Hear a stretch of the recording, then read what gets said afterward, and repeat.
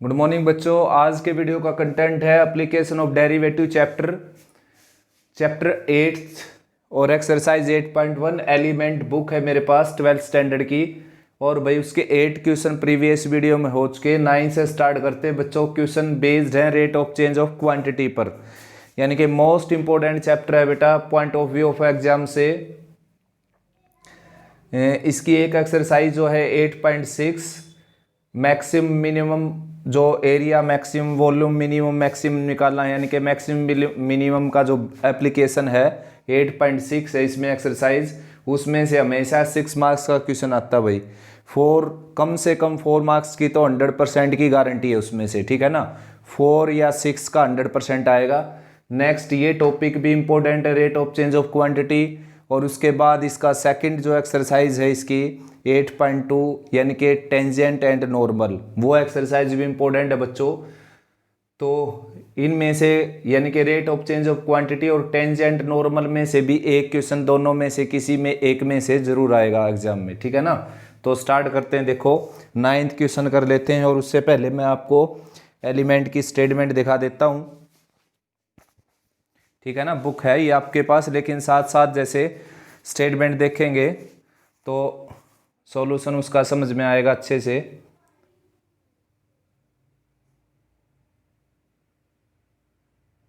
तो ये है भाई 9 से स्टार्ट करेंगे। 9th की स्टेटमेंट देख लीजिए आप ढंग से। The volume of spherical balloon is increasing at the rate of 20 centimetre cube per second. Find the rate of change of its surface area at the instant when its radius is 8 centimetre. और साथ साथ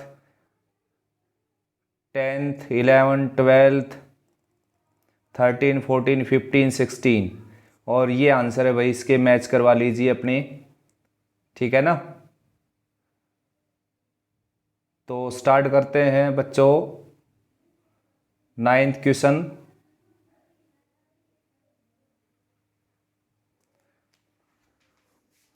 तो 9th question में ये है बच्चों कि the volume of spherical balloon is increasing at the rate of 20 centimetre cube per second. तो वॉल्यूम को वी लेट कर लेना बच्चों और D V by D T दे दिया उसने 20 centimetre cube per second. Find the rate of change of its area, यानी कि D A by D T की वैल्यू रिक्वायर्ड है बच्चों, D A by D T की। When its radius is 8 centimetre और रेडियस उसका है 8 सेंटीमीटर।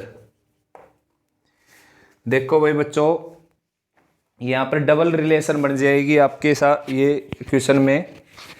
वॉल्यूम का चेंज रिक्वायर्ड है और एरिया का चेंज गिवन है बच्चों। तो भाई एरिया का जो चेंज हम निकालेंगे, यानी कि एरिया का जो फार्मूला लगाएंगे वो आ जाएगा, स्पेरिकल बैलून है ये तो 4 पाई आर स्क्वायर, तो आर के रिस्पेक्ट में आ गया वो। तो अब डेरिवेटिव करेंगे तो आर का डेरिवेटिव क्या हो जाएगा, D R by D T. तो जब तक आपके पास D R by D T की वैल्यू नहीं होगी आप D A by D T निकाल ही नहीं सकते बच्चों। तो D R by D T की वैल्यू आपको यहाँ से मिलेगी। वॉल्यूम का फार्मूला लगा दीजिए 4/3 पाई आर क्यूब। सबसे पहले तो आपने लेट करना है, let r A and V be the radius area and volume respectively of the sphere. तब यहाँ पर डेरिवेटिव करेंगे हम d V by D t time के रिस्पेक्ट में, यानी कि टी के रिस्पेक्ट में 3 पावर सामने आएगी, 4 पाई आर स्क्वायर बच जाएगा यहाँ पर और आर का आ जाएगा D R by D T, ठीक है ना। तो D V by D T की जगह रखेंगे 20 बच्चों, 4 pi R square as it is और D R by D T यहाँ पर एज इट इज। आर की वैल्यू रखना चाहे तो अभी रख सकते हैं, वरना जब इसमें पुट करेंगे तब रखेंगे लास्ट में। 5 बाई पाई आर स्क्वायर आ गई बच्चों D R by D T की वैल्यू, ठीक है ना। अब आपने फार्मूला लगाना एरिया का, जिसका आपने चेंज निकालना। तो एरिया का फार्मूला है बच्चों 4 पाई आर स्क्वायर, ठीक है ना। तो भाई डेरिवेटिव करेंगे टी के रिस्पेक्ट में, D A by D T हो जाएगा ए का और ये आ जाएगा 8 पाई आर, आर का हो जाएगा बच्चों D R by D T. अब D R by D T की वैल्यू आपके पास जो है वो यहाँ पर पुट कर सकते हैं आप 8 पाई आर एज इट इज और D R by D T की जगह रखेंगे बच्चों 5 बाई पाई आर स्क्वायर, ठीक है ना। पाई से पाई कैंसिल हो गया, आर से एक आर कैंसिल हो जाएगा, यहाँ पर आ जाएगा 40 और लोअर पार्ट में क्या है आर। तो आर की वैल्यू रख देंगे, आर की वैल्यू है गिवन 8 और ये कैंसिल हो गया 5 पर, तो आंसर आ जाएगा बच्चों 5 सेंटीमीटर स्क्वायर पर सेकंड। यानी कि अगर उसका वॉल्यूम 20 सेंटीमीटर क्यूब पर सेकंड चेंज होगा तो उसका जो एरिया है, सरफेस एरिया है, वो 5 सेंटीमीटर क्यूब पर सेकंड चेंज होगा बच्चों। नेक्स्ट है बच्चों 10th क्वेश्चन। और भाई ये दे रखा है क्यूब का एक क्वेश्चन जिसकी जो एज है, जो किनारा है वो है 10 सेंटीमीटर और वो इसका जो चेंज है बच्चों, साइड का चेंज वो है 3 सेंटीमीटर पर सेकंड। तो आपने वॉल्यूम का चेंज निकालना है यानी कि dv/dt। तो भाई फर्स्ट ऑफ ऑल तो वॉल्यूम का फार्मूला लिखेंगे और इन सब से भी पहले क्या लिखना आपने, let a and small a and V be the edge and volume of cube. तो वॉल्यूम का फार्मूला लगाएंगे। अब जिसका भी चेंज निकालना आपने उसी का फार्मूला लगाना होता है।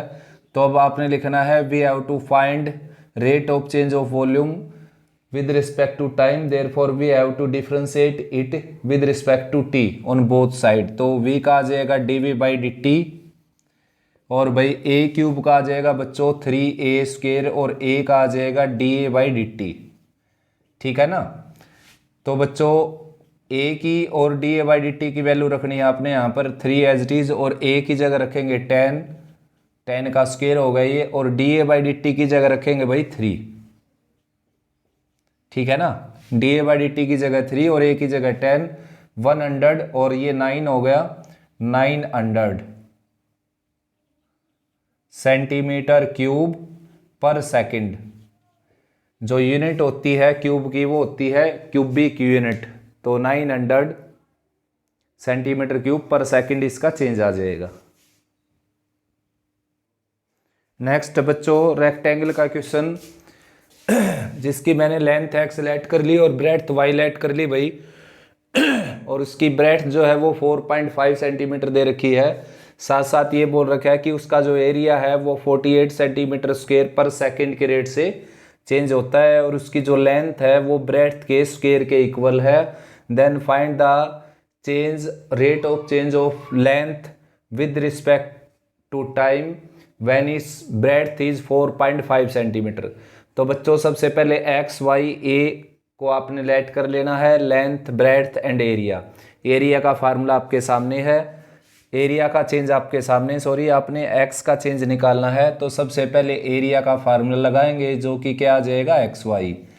अब बच्चों यहाँ पर जो है, अब ये पहला क्वेश्चन ऐसा है जिसमें हमने रिप्लेस करना पड़ेगा और ये बात जो है 8.6 तक जाएगी रिप्लेसिंग वाली बात। यानी कि आपने जिसका डेरिवेटिव करना है जिस इक्वेशन का, उस इक्वेशन में केवल वही वेरिएबल हो जिनका या तो चेंज दे रखा है या रिक्वायर्ड है। ठीक है ना, या तो गिवन है या रिक्वायर्ड है। तो a जो है वो रहेगा यहाँ पर क्योंकि a का चेंज गिवन है, x भी रहेगा यहाँ पर क्योंकि x का चेंज रिक्वायर्ड है। y यहाँ से हटाना पड़ेगा आपको बच्चों क्योंकि y का चेंज ना दे रखा और ना पूछ रखा। तो इस इक्वेशन का यूज कर लेना आप। ये मैंने बनाई यहाँ पर, उसने लिखा था कि लेंथ जो है वो ब्रेड्थ के स्क्वायर के इक्वल है। तो ब्रेड्थ का स्क्वायर करें जब लेंथ के इक्वल आ जाता है तो वाई स्क्वायर की जगह आप एक्स रख सकते हो, तो वाई की जगह रख सकते हो आप रूट एक्स। ठीक है ना, स्क्वायर रूट करेंगे तो वाई की वैल्यू क्या आ जाएगी रूट एक्स। तो बच्चों ए की वैल्यू जो है वो आ जाएगी एक्स रेज टू द 3/2। अब इसको डिफरेंशिएट करना हमने, differentiating with respect to t on both side, dA/dt इधर हो जाएगा, पावर सामने आएगी बच्चों और पावर में से 1 लेस होगा तो पावर बच जाएगी आपकी 1/2 और x का दोबारा से होगा dx/dt। x के रिस्पेक्ट में नहीं बच्चों, डेरिवेटिव है t के रिस्पेक्ट में, differentiating with respect to t। तो भाई 3/2 एज इट इज और ये बच गया रूट एक्स आपका और dx/dt यहाँ पर है ही बच्चों। तो dA/dt की वैल्यू रख देंगे हम 48 और रूट एक्स बच गया। तो रूट एक्स की वैल्यू क्या है, रूट एक्स की वैल्यू है नहीं अपने पास, किसकी वैल्यू y की, और y ही किसके इक्वल है रूट एक्स के इक्वल। देखो ठीक है ना, तो रूट एक्स की जगह क्या रख सकते हैं y और y की जगह रख सकते हैं 4.5। तो कुल मिलाकर 48 इधर है और ये 3/2 इधर आकर 2/3 हो जाएगा, और साथ में √x नीचे आ जाएगा जो कि कितना है 4.5, और राइट में रह गया बच्चों dx/dt।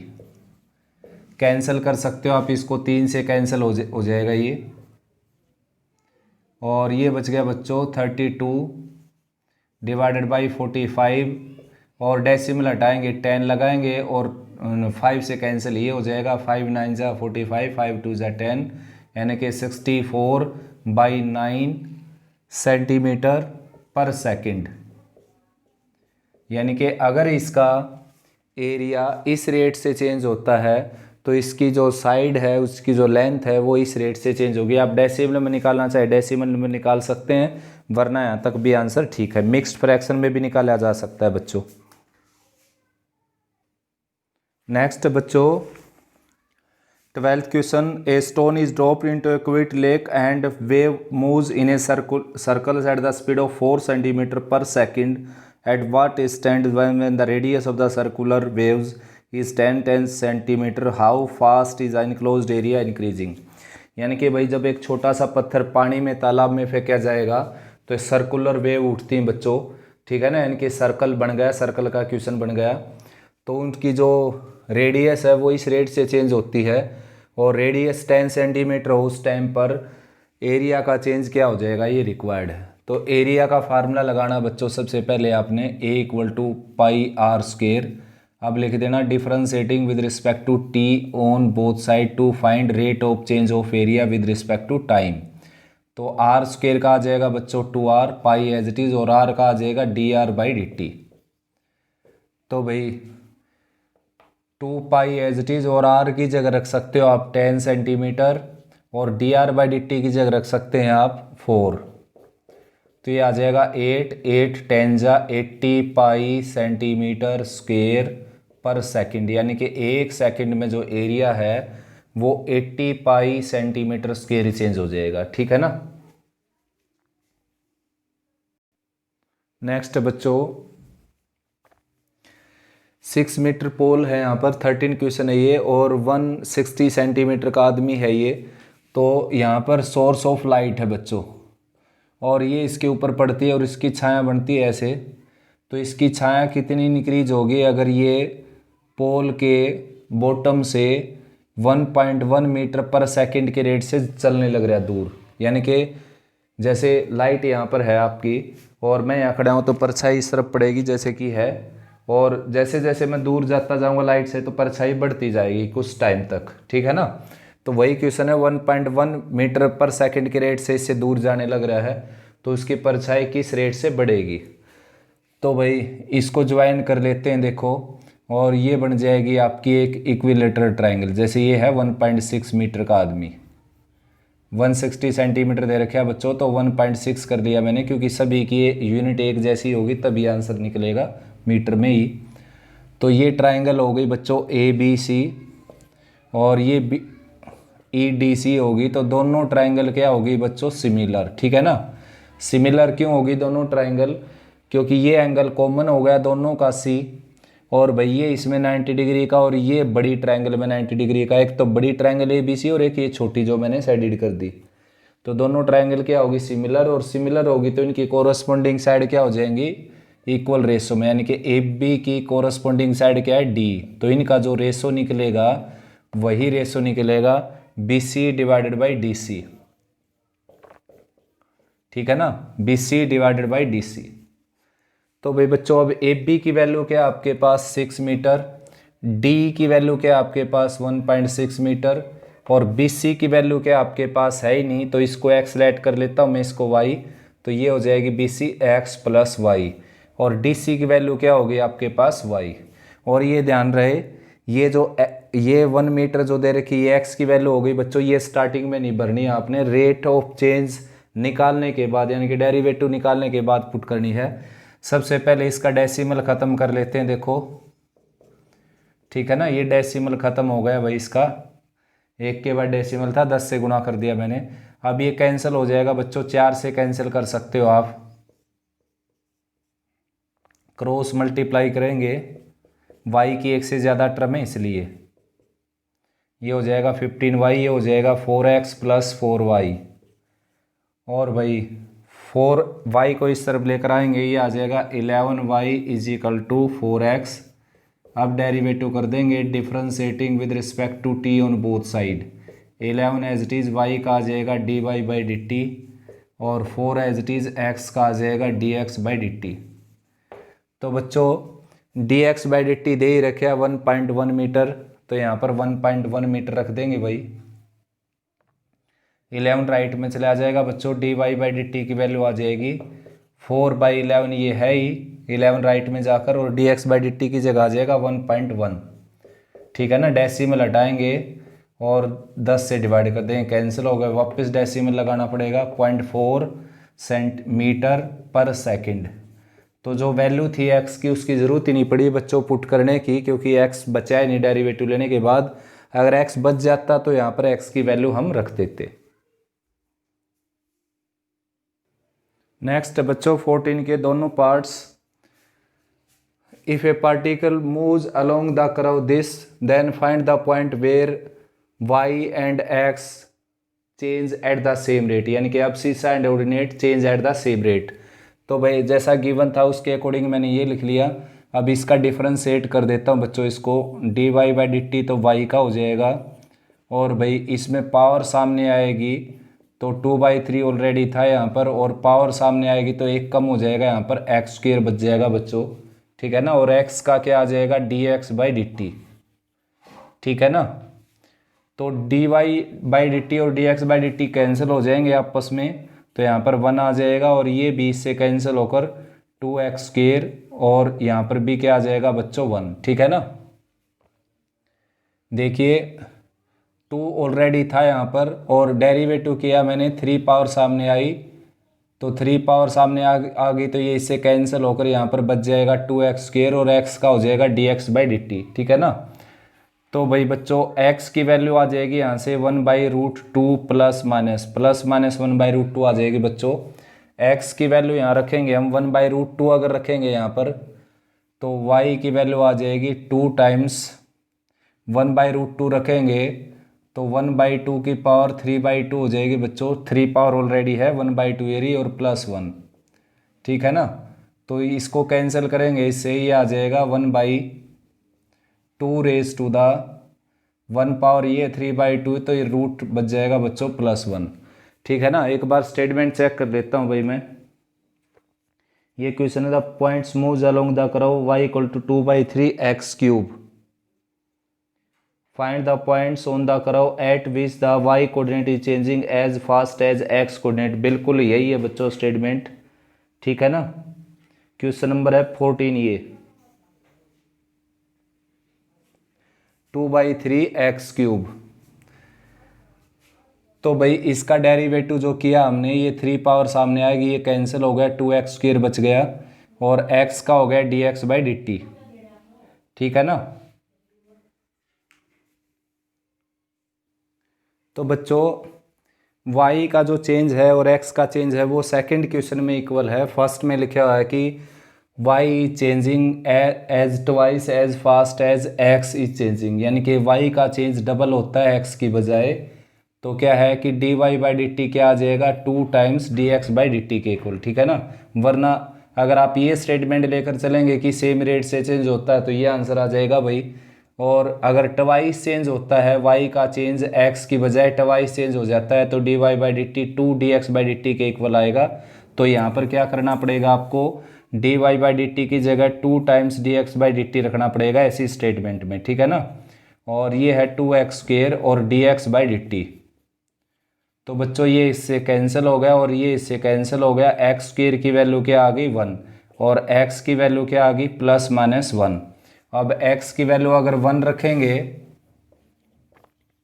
व्हेन x = 1 यहाँ पर 1 रखेंगे तो y की वैल्यू आ जाएगी 5/3, यानी कि पॉइंट आ जाएगा 1 एंड 5/3।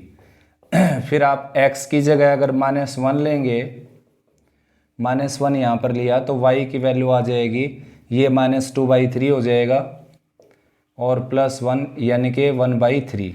तो अब पॉइंट आ जाएगा -1, 1/3। तो यानी कि यहाँ पर ये क्वेश्चन इस कर्व में ऐसा एक पॉइंट है यहाँ पर जिसमें जो x कोऑर्डिनेट है वो y कोऑर्डिनेट की बजाय हाफ चेंज होगा, या कह लीजिए y कोऑर्डिनेट x कोऑर्डिनेट की बजाय ट्वाइस चेंज हो जाएगा। इसमें इक्वल दे रखा है बच्चों, उसमें इक्वल नहीं दे रखा था। सेकंड पार्ट में y का चेंज और x का चेंज इक्वल दे रखा है, तो इसमें भी आपने पॉइंट बताना है ऐसा जिसमें x और y का चेंज इक्वल हो जाए। तो वाई स्क्वायर का डेरिवेटिव मैंने कर दिया 2y और y का dy/dt, x का आ जाएगा dx/dt, dx/dt से कैंसिल हो जाएगा और 2y की वैल्यू आ जाएगी 8। तो यहाँ से y की वैल्यू आ जाएगी बच्चों 4, ठीक है ना। y की वैल्यू 4 यहाँ पर रखेंगे यहाँ पर, तो ये आ जाएगा 16 और राइट में 8x है ही, और कैंसिल होकर x की वैल्यू क्या आ जाएगी 2। तो पॉइंट आ जाएगा आपका 2,4। नेक्स्ट है बच्चों 15 क्वेश्चन। सिलेंडर दे रखे है क्वेश्चन में और उसकी जो रेडियस है वो इंक्रीज होती है 2 सेंटीमीटर पर सेकंड की रेट से, उसकी जो हाइट है वो डिक्रीज होती है 3 सेंटीमीटर पर सेकंड की रेट से, इसलिए मैंने नेगेटिव लगा दिया। और वॉल्यूम का चेंज निकालना है जब उसकी रेडियस 3 सेंटीमीटर और हाइट क्या हो 5 सेंटीमीटर। स्टेटमेंट पढ़ सकते हो आप। तो भाई वॉल्यूम का फार्मूला लगाएंगे बच्चों। वॉल्यूम होता है सिलेंडर का पाई आर स्क्वायर एच। अब जितने भी फार्मूले साथ साथ हुए बच्चों उनको राइट डाउन कर लीजिए आप, ठीक है ना, वरना काफ़ी लंबी वीडियो हो जाएगी अगर मैं फार्मूले भी साथ साथ लिखता हूँ तो अब इसका जो डेरिवेटिव है वो टी के रिस्पेक्ट में कर देते हैं भाई। वी का आ जाएगा dv/dt। फिलहाल यहाँ पर 1 2 3 वेरिएबल हो गए, तो pi constant as it is रहेगा और इनमें u इंटू वी लग जाएगा। आर स्क्वायर को रखेंगे एज इट इज, एच का आ जाएगा dh/dt। फिर उसके बाद h को रखेंगे एज इट इज और आर स्क्वायर का आ जाएगा 2r और r का आ जाएगा dr/dt, ठीक है ना। तो dh/dt और dr/dt की वैल्यू रख देंगे बच्चों यहाँ पर पाई एज इट इज, और आर स्क्वायर की जगह रखेंगे हम 3, तो ये आ जाएगा 9। dh/dt की जगह रखेंगे -3, ठीक है ना। और 2 एज इट इज और h की जगह रखेंगे बच्चों 5 और r की जगह रखेंगे यहाँ पर 3 और dr/dt की जगह रखेंगे बच्चों 2 सेंटीमीटर पर सेकंड था, 2 रखेंगे यहाँ पर। और इसको कैलकुलेट कर लेते हैं, अब ये आपका आंसर हो जाएगा। पाई बाहर रहेगा, ये हो गया -27 प्लस 10 30 10 3 जा 30 इंटू 2 60, ठीक है ना। तो इसमें से सब्ट्रैक्ट होकर ये आ गया 33 पाई सेंटीमीटर क्यूब पर सेकंड, यानी कि उसका जो वॉल्यूम है वो इंक्रीज होगा बच्चों। अगर प्लस का साइन आ जाए तो इंक्रीज होगा और माइनस का साइन आ जाए तो डिक्रीज हो जाएगा।